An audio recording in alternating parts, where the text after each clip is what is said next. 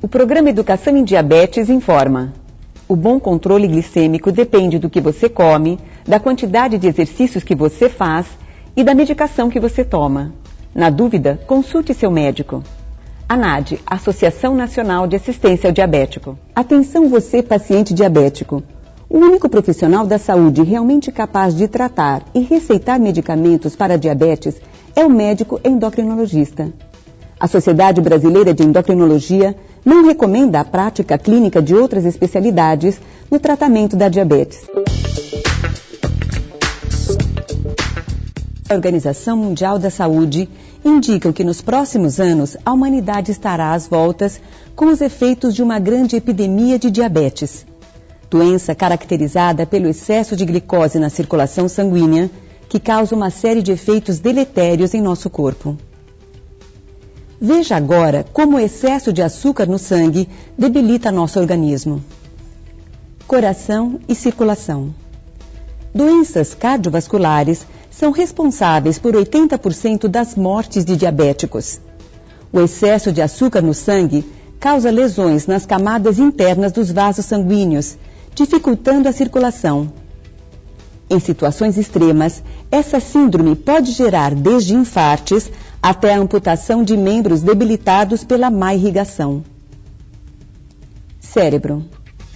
A deficiência circulatória também atinge o cérebro, favorecendo a ocorrência de acidentes vasculares. Diabéticos têm derrames mais graves do que indivíduos com glicemia controlada. Retina. Em geral, por volta do 10º ano em que o paciente sofre da doença, surgem obstruções nos vasos que irrigam a retina, também provocadas pelo excesso de glicose. Esses vasos danificados podem sangrar ou vazar líquidos. Com isso, a retina incha e a visão fica desfocada. A doença é a principal causa de cegueira no mundo industrializado. Rim. O excesso de glicose no sangue é tóxico para os rins, que podem entrar em colapso. Cerca de 25% das pessoas com diabetes tipo 1 e de 5 a 10% das vítimas da diabetes tipo 2 desenvolvem insuficiência dos rins. Mantenha sua saúde em perfeita harmonia. Dietas, exercícios e medicação cuidadosamente controlada pelo seu endocrinologista é o caminho mais seguro para todos. Dona Elvira de Ipiranga pergunta se o diabetes tem cura, pois o sobrinho tem diabetes adquirida. Dona Elvira, o diabetes não tem cura, né?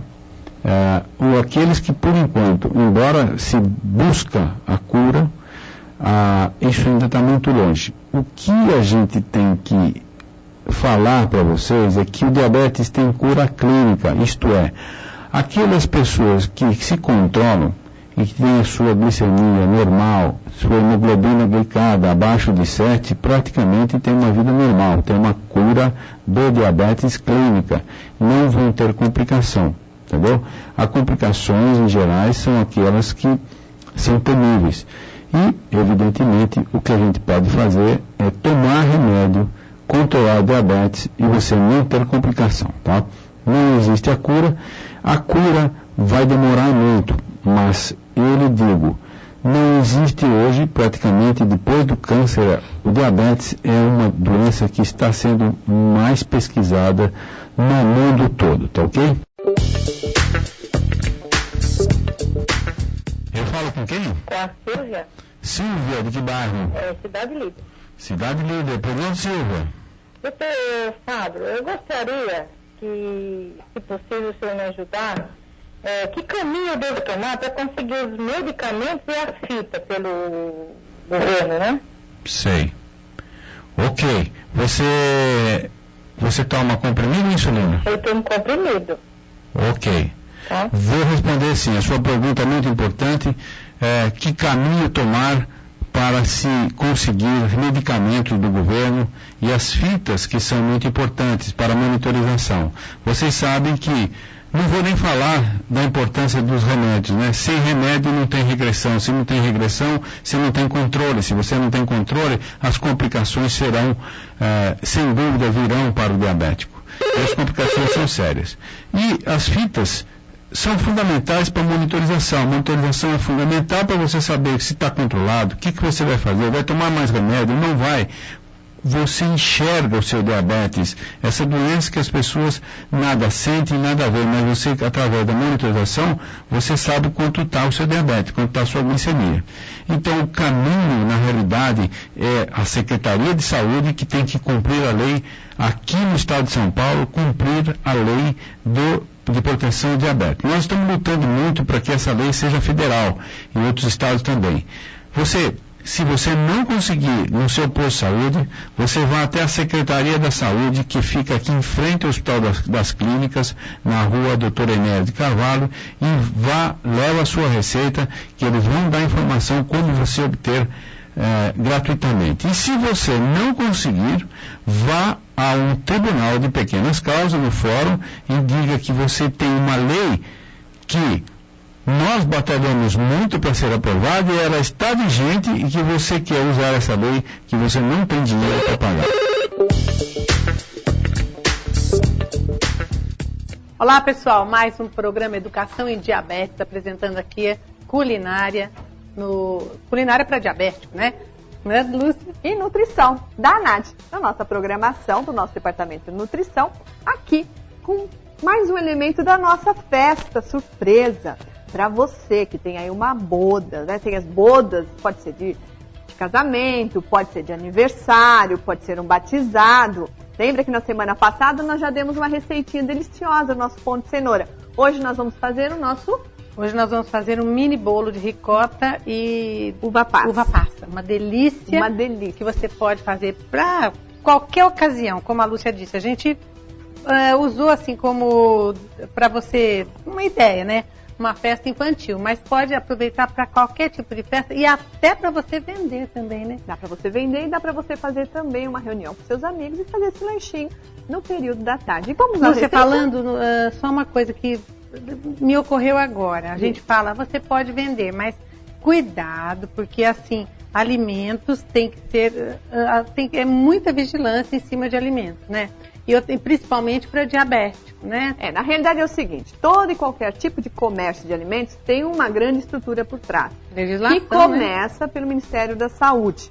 Então é o seguinte, você quer fazer esse tipo de trabalho, oferecendo o seu trabalho, né? O seu produto para o consumidor em geral, não faça isso sem antes estar se informando, né, aos órgãos competentes. Agora, lá para a família, lá para os amigos, você já conhece a rotina, de como vai ter que estar, né, colocando uma geladeira, tem toda aquela atenção com relação à contaminação diária que pode acontecer, né? Aí é complicado. Bom, hoje então aqui nós vamos fazer uma receita de pão de ló, que eu vou passar a receita aqui para vocês. É um pão de ló pequeno. Muita gente fala, eu não acerto fazer bolo com adoçante, né? Mas o bolo com adoçante, geralmente ele não cresce tanto mesmo, né? Mas esse aqui eu quis fazer mesmo baixinho, porque nós vamos cortar. Mas o importante é você usar formas corretas, porque não adianta você querer fazer um bolo. O bolo que você faz com 6 ovos e açúcar numa forma número 3, você vai fazer o mesmo bolo com adoçante numa forma bem menor, porque o crescimento é diferente. Então aqui eu vou bater, você já vai anotando. Pega seu caderninho aí do programa Educação em Diabetes. Lúcia e Neuza. Isso. Então aqui eu já bati 4 claras em neve, que eu vou continuar batendo mais um pouquinho. Vou adicionar 4 gemas, 4 colheres de adoçante tal e qual, que é o adoçante para forno e fogão, que é menos calórico, 87% menos calórico que o açúcar, e 4 colheres de farinha de trigo, 1 colher de fermento em pó. Eu vou repetindo e você vai acompanhando, tá? Então aqui eu tenho 4 claras em neve.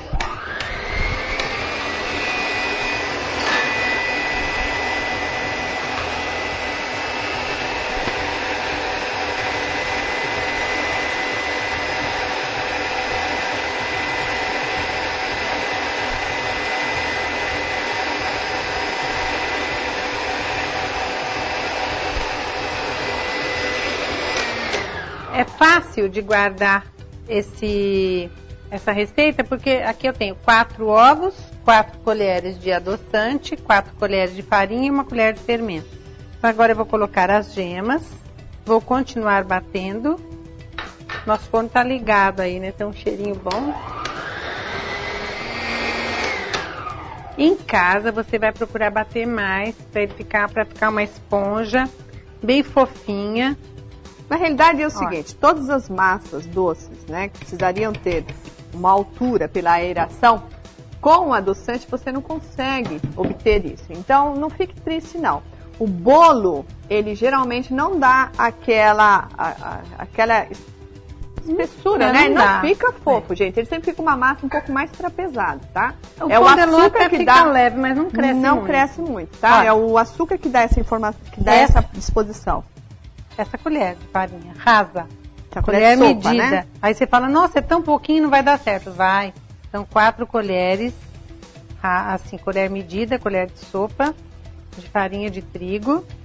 Se fosse usar, se eu não tenho essa colher, Neuza, como é que eu faço a medida na colher? Assim. Vamos até transformar aqui para você ver. Porque essa é uma colher padrão. Olha, aqui eu coloco numa colher de sopa. Tá vendo, gente? Vocês não enchem a colher, senão o bolo fica mais pesado ainda. Se fizer aquela colher que... Não existe colher de mãe, colher de avó, esse negócio é folclore.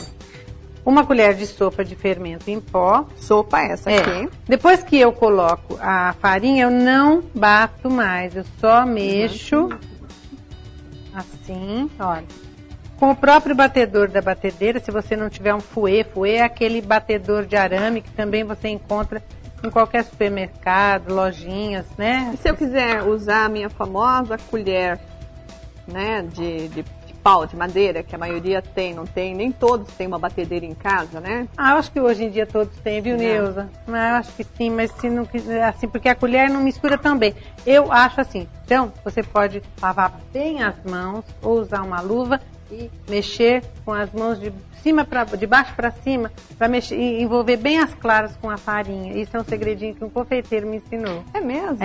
Isso eu não conhecia, gente. Mas lembre-se, colocar uma luva antes de fazer esse trabalho. Isso eu realmente não conhecia. Olha, porque senão ela não vai ficar... com essa aeração, né? Com essa aeração diferente. Aqui, deixa eu te ajudar. Isso. Vamos colocar numa assadeira untada com margarina. Eu gosto de untar com margarina comum, não com margarina light. Eu acho que gruda um pouco com a margarina light. E vamos colocar aqui, olha. Fica bem fofo mesmo, isso, né? E levar ao forno pré-aquecido a 180 graus por aproximadamente 10 minutos, porque é muito rápido. 180 graus seria médio? É, forno médio, 10 a 12 minutos. Olha. Aqui.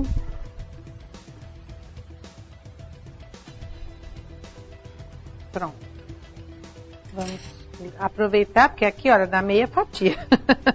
Tem que aproveitar tudo, né? Olha. Aí eu já raspei bem? Tá. Já. Pra ajudar aqui. Olha. Vamos levar ao forno. Aqui, nós vamos ter que tirar aqui, né? A Cirlei coloca pra mim depois. Eu tenho que colocar rapidinho no forno. Então vamos colocar no nosso forno elétrico, tá? Para que ele asse. Bom, vamos lá. Vamos dar uma arrumar aqui a nossa. Não vou mais precisar, não. Nós vamos dar uma arrumadinha aqui. Aqui, deixa eu baixar para você. Cuidado com o dedinho. Bom, é bom assim, né? A 4, né? Cozinha A4 é bom aqui, né? A 4 mãos. A 4 mãos, não é piano a 4 mãos. Só aprendendo. Bom, eu tenho um bolo aqui que eu fiz assim, bem fininho mesmo, de propósito, tá? Pra ele... Mas você quer ver como ele fica fofinho? Vamos tirar esse papel, vai atrapalhar. Olha aqui como ele é macio. Deixa eu mostrar desse lado. Um dedinho, olha, não? Vou colocar. Olha como ele é macio. Um dedinho de altura. Aqui. Aqui ele vai crescer um pouquinho mais também, porque o meu forno em casa tá meio ruim, então eu tenho que trocar de fogão. Tá. Aí, Neuza, você tem um instrumento aqui que a gente... É um cortador, que isso aqui é vendido em jogo. Pode comprar uma peça ou um jogo. Isso aqui é muito bom você ter em casa, todos os tamanhos, para cortar biscoito, para você cortar os bolinhos, para você fazer massa. Você tem então de inox ou plástico, tá? Não comprem de ferro, porque eles acabam se oxidando. Estraga tudo. Né? E se eu não tiver lá na minha cidade, sabe, o Brasil é muito grande, como é que nós vamos fazer? Você pode pegar uma xícara ou um copo, daquele né? tipo ali, né? Aqui não, porque ela tem mas você pode cortar com um copo, certo? Com a boca de um copo, você arruma um aí, a gente faz. Tá. Então, olha, aqui eu vou cortar assim. Nós vamos cortar 8 pedaços aqui, que vão dar 4 mini bolos, olha. Tá vendo? Olha aqui, eu posso cortar um menorzinho, tá vendo? Assim, eu não vou cortar para não fazer o tamanho. Depois a gente corta se sobrar. Então, eu corto assim. Olha, é uma técnica boa para você fazer qualquer recheio. Você pode mudar os recheios, tá? Eu posso cortar também em quadrados, não? Pode cortar em quadrados. Olha, tá vendo? Gente, a receita se chama mini bolo. Só que aqui você tem para cada um desses bolinhos prontos uma porção. Quer dizer, a sua porção de aniversário. É a porção da criança, do idoso ou do adulto. Aí nós vamos fazer uma somatória dos outros alimentos que você vai estar consumindo nessa mesma festa. Então aqui são duas coisas importantes que a gente tem que contar. Uma é a caloria que esse bolinho vai te oferecer depois de pronto. E a outra é a quantidade de carboidrato que ele também vai oferecer. Lembrando, quem é que fornece o carboidrato é a farinha que está aqui. Ele é dietético na questão do açúcar. Nós tiramos um pouco mais desse carboidrato, mas não tiramos todos os carboidratos. Então, o alimento dietético, ele tem calorias e tem um pouco de carboidrato também. Algumas receitas mais, outras receitas menos. No caso do bolo, ele tem uma boa quantidade de carboidrato. Vamos dar uma dica? Vamos. Então aqui, olha, não dá mais, porque o retalho não dá para eu cortar mais. Então eu cortei acertei a borda dele e encostei aqui. Ah, tá. Aí eu vou fazer isso. Olha, gente, nada como uma boa técnica. Emendei. Aqui vai dar mais um círculo emendadinho, tá vendo? Dá para aproveitar todas as aparas, então. Dá para todas as aparas. Quer ver? Aqui. Olha, eu cortei aqui. Dá para ver direitinho? E aqui eu coloco. Vocês estão vendo direitinho aí, com certeza, né? Legal. E isso aqui é tudo assim, umas dicas que a gente vai aprendendo na prática. Porque quem vê fala assim, olha, vou perder todos esses pedacinhos. Não, você usa tudo. E dá para aproveitar tudo, tá? Agora, pra gente montar, eu acho legal a montagem desse bolinho. Então, eu vou pegar aqui. Precisamos de um pratinho? De um pratinho, de uma vasilhinha maior um pouquinho. Sabe aquela que a gente... Uma vasilha, aquela maiorzinha um pouquinho, só para misturar aqui senão eu posso misturar aqui. Nós temos uma assistente aqui. Isso. Olha, então aqui eu tenho 150 gramas de ricota, ou espremida ou amassada, eu prefiro passar pela peneira. E vou colocando 125 gramas de creme de leite, aqui, creme de leite light. Olha, o creme de leite light, vocês sabem que ele não tem soro, né? Ele já vem amassadinho. O que é o creme de leite, gente? É a gordura do leite, é a nata do leite. Quando você vê, tá escrito lá, creme de leite light, eu posso comer à vontade. Não, ele continua sendo gordura e é rico em gordura saturada.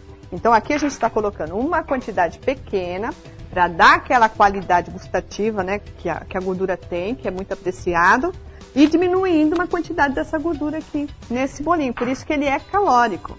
E vocês viram que eu coloquei o creme de leite aos poucos e até sobrou um pouco do creme de leite, porque eu quero uma consistência que ele fique macio, assim, que ele não desmonte, né, no bolo. Eu tenho 50 gramas de passas aferventadas e eu desprezei a água. Então, a ferventei, além dela ficar macia e hidratada, ela tirou um pouco do açúcar natural dela, né? Isso.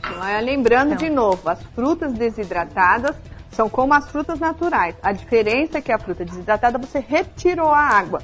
Então, quanto que eu vou consumir dessa uvinha que está aqui, que é na forma de uva passa? Quer dizer, passou, tirou a água dela. A quantidade aceitável é sempre uma colher de sopa para você no seu dia, porque ele é rico em dois elementos que vão subir o seu açúcar, a frutose e a glicose, que a gente chama de disacarídeo, entendeu? Então aqui é a mesma coisa, ele está agregado às fibrinhas, então não vai subir muito rápido? Não vai subir tão rápido assim. Então aqui você pode montar em cada pratinho, você pode montar e depois colocar com guardanapinhos, com toalhinhas bonitinhas. Então, o próprio cortador que eu fiz aqui, eu tenho uma geleia de damasco. Você pode usar geleia de damasco, geleia de morango, de laranja, qualquer geleia diet que você encontrar no mercado. Ou fazer sua geleia.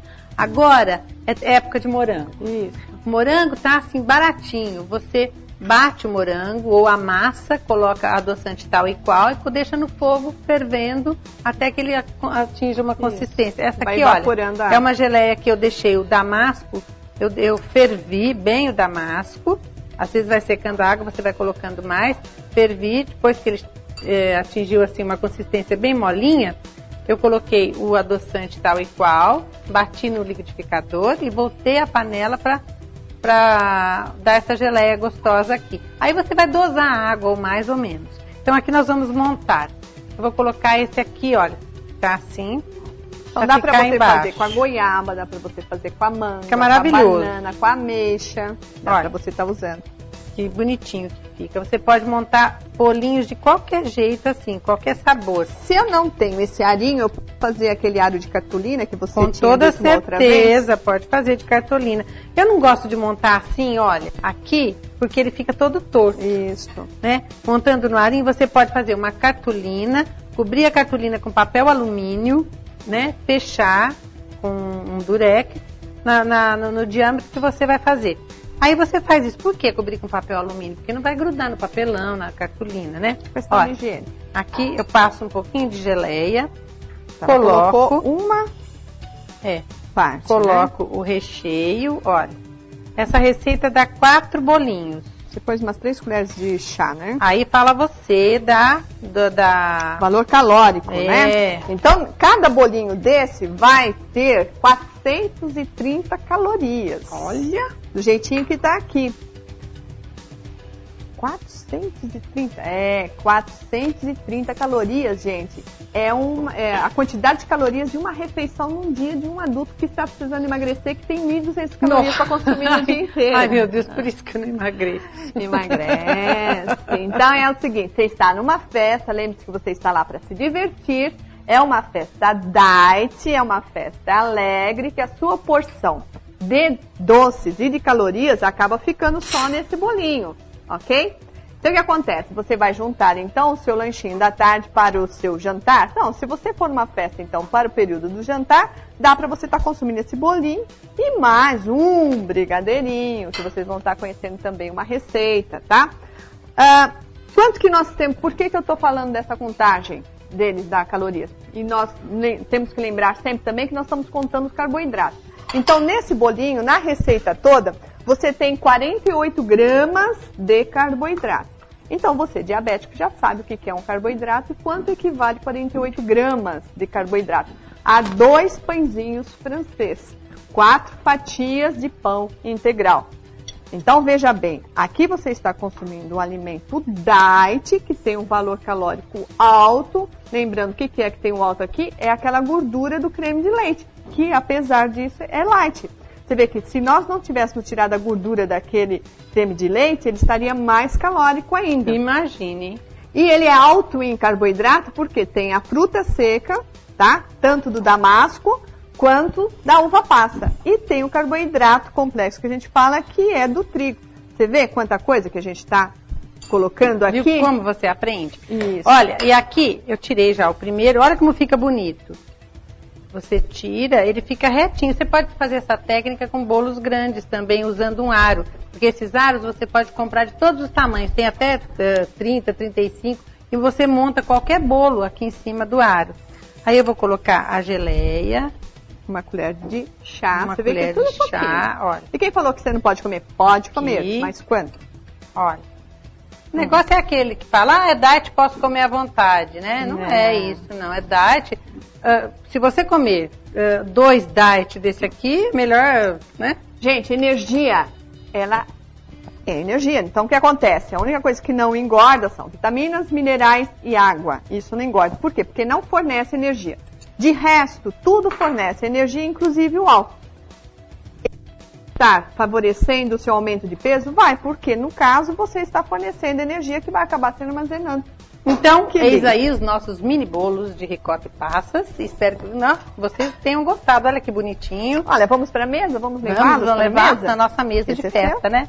E olha aí, gente, e até a próxima semana, se Deus quiser, com uma receita gostosíssima para completar a sua festa, que ainda tem mais 2 receitas, 2 semanas, né? Temos, gente. É um prazer estar sempre com vocês aqui na nossa programação de educação em diabetes, Isso. com nutrição e culinária. Fiquem com Deus. Um abraço para vocês.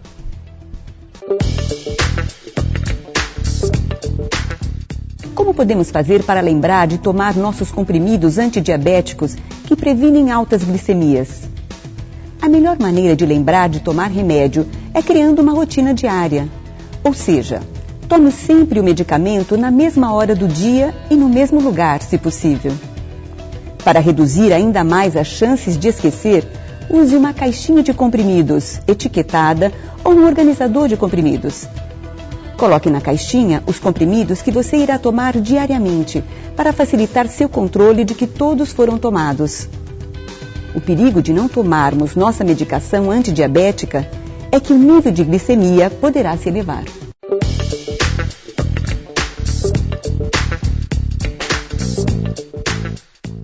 A importância do dentista no atendimento odontológico e na compensação do paciente diabético, a gente vê que na boca também a gente tem algumas infecções e essas infecções poderão alterar o quadro de compensação do paciente diabético. Então, cabe ao paciente ir ao seu dentista ou procurar no centro, na USP ou na ANAD, para que nós possamos ver esses focos de infecção, que podem ser cáries, que pode ser resto de dente, que também é um foco de infecção, próteses quebradas, algumas lesões de boca, manchinhas e alguns lugares que podem sair sangue ou mesmo pus. Isso tudo dentro da boca, às vezes não tem sintoma de dor, mas é um foco de infecção ativo que precisa ser tratado. E às vezes o paciente não sabe e é por isso que ele tem que ir a cada 3 meses ao dentista, para verificar se ele está com algum foco de infecção que poderá também alterar o controle do seu diabetes. Eu vou falar sobre um tema chamado hipoglicemiantes orais. Traduzindo do mediquês para a língua portuguesa, significa o seguinte: são remédios que, quando ingeridos pela pessoa, tendem a fazer com que a taxa de açúcar no sangue, a glicemia, desça. Eles podem ser divididos classicamente nos remédios que, na realidade, baixam mesmo o açúcar ou nos que impedem a ascensão do açúcar no sangue. Eles têm vários grupos diferentes, com mecanismos de ações diferentes. Nós temos primeiro um grupo que retarda a absorção dos açúcares ingeridos pela pessoa. Esses remédios que bloqueiam uma determinada enzima, alfa-glucosidase, o produto que existe no Brasil é a carbose. Eles devem ser dados juntos com a refeição e, com isso, eles retardando a absorção da glicose no diabetes, permite que aquela insulina dele, que não é tão normal quanto das outras pessoas que não são diabéticas, possa atuar adequadamente. Tem como efeito colateral, quando dose muito alta, uma distensão abdominal, um certo desconforto e às vezes diarreia. Outro grupo dos hipoglicemiantes orais são drogas que aumentam a liberação da insulina, e que podem fazê-lo de 2 maneiras, ou uma liberação muito rápida, que eu chamo o grupo das glinidas, ou uma liberação mais lenta, como das sulfonilureias. Então, o que acontece? Quando se ingere um alimento e a insulina tende a subir, é o que acontece com uma pessoa normal. Nos diabetes tem essa dificuldade, mas o que os remédios fazem é auxiliar essa liberação. Muito bem. Depois nós temos um grupo de substâncias que agem, fazendo com que o fígado produza menos glicose. Nós temos que levar em consideração sempre que uma pessoa come 3, 4 vezes ao dia, fica 10, 12 horas dormindo ou em jejum, e, no entanto, o nível de açúcar no sangue é mantido adequadamente. Por quê? Porque o fígado controla essa quantidade de açúcar a ser produzida. Esse remédio, que é chamado metformina, ele exatamente tem essa capacidade de regular essa produção que foi perdida no diabético. Finalmente, existe um quarto grupo de medicamentos que atuam em algo que é chamado resistência à insulina. O que significa isso? Nem todo diabético tem falta absoluta de insulina. Pelo contrário, a maioria dos chamados diabéticos 2 não tem falta de insulina, mas ela, por alguma razão ainda não muito bem esclarecida, não consegue atuar adequadamente. Como ela existe e não consegue atuar adequadamente, dá-se o nome de resistência à ação na insulina. Esse grupo, que são o grupo das glitazonas, eles vão atuar exatamente nesse mecanismo, fazendo com que essa sensibilidade seja readquirida e, portanto, contribuindo exatamente para baixar e tentar normalizar a glicemia. É bastante comum hoje em dia que a gente use, às vezes, 2 ou até 3 medicamentos para atingir esse objetivo. Quando nenhum dos medicamentos, evidentemente, já consegue atuar, então nós temos que recorrer à insulina. Mas esse seria o panorama atual dessas drogas. Efeitos colaterais, são efeitos colaterais previsíveis, uma queda muito grande do açúcar, quer dizer, a chamada hipoglicemia, alguns efeitos digestivos, e alguns deles tendem a ganhar peso, que também é sempre um problema no diabetes de modo geral. Mas são drogas relativamente seguras, já com bastante tempo de conhecimento e que, portanto, têm sido bastante úteis no tratamento do diabetes.